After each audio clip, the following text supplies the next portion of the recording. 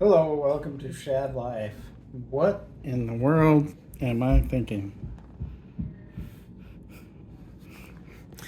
Yes, I just bought that.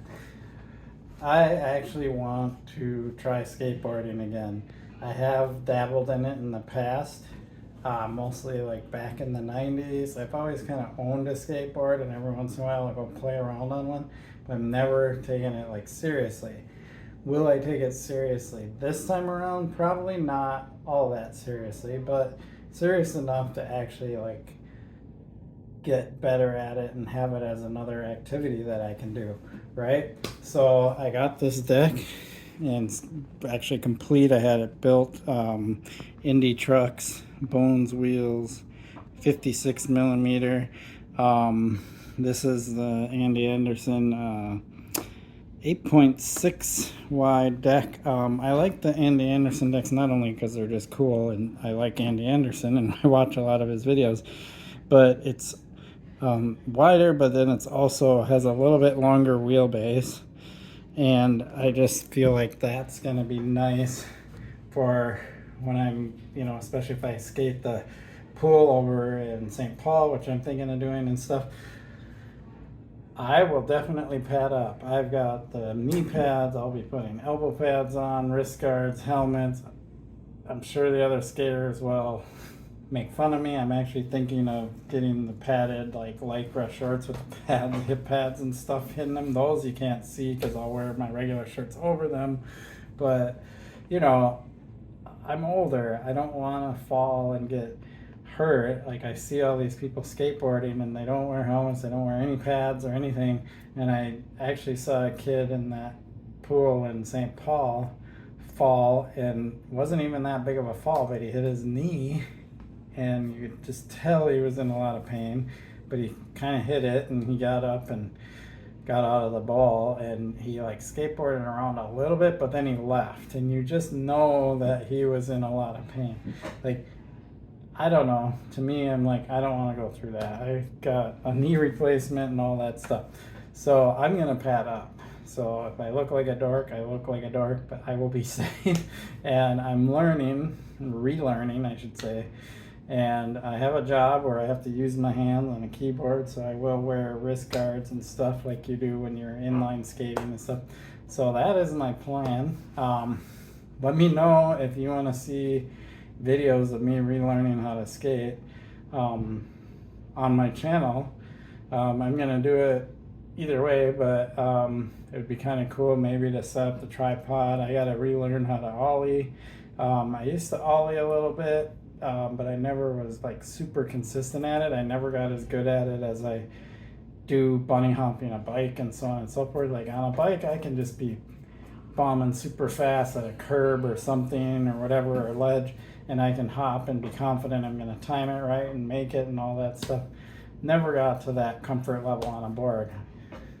Yes, I could ollie up a curb, and I had about a 70% success rate, but the 30% failures, disaster, right?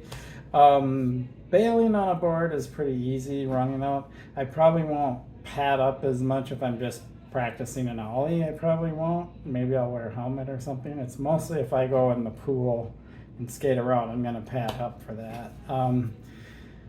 Not as likely to just slam super hard just skating around learning little ground tricks and stuff. But that is my plan. So I watch pretty much anything that has Andy Anderson in it.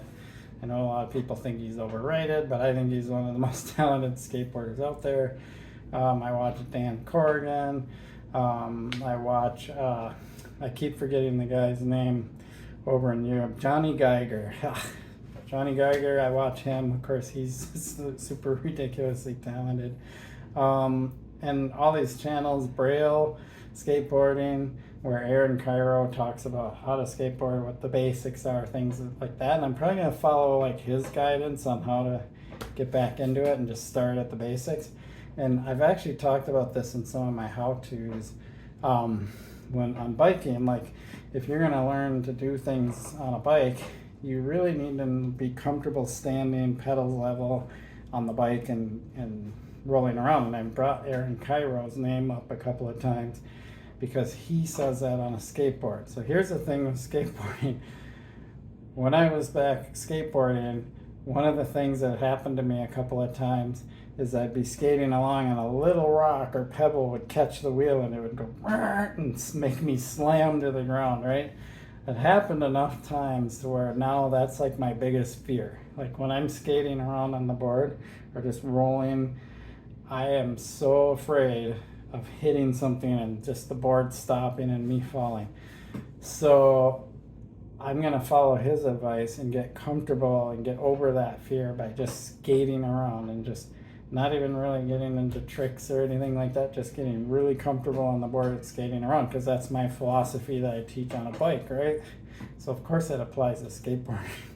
So, and then once I get really comfortable, then I'll start learning more things, you know, ollies and stuff. I'll probably practice ollies right away because you can just do that stationary at slow speeds and stuff. But before I move on to anything beyond that, I'm going to make sure I'm just super comfortable rolling around and scooting around on the board. I think that's really the key, because if I'm skating and trying stuff and I have that fear in my head of little pebbles, I'm never going to be relaxed and comfortable on the board.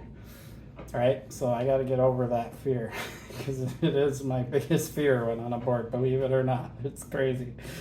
But yeah, that is my plan. Let me know what you think in the comments. Let me know what you think of that board. It's pretty sweet. I like it. And yeah, pretty stoked on this. And of course, it's not going to reduce or cut into any of my biking content. So it'll just be an addition to that. Appreciate your support for my channel. Please like and subscribe. Peace.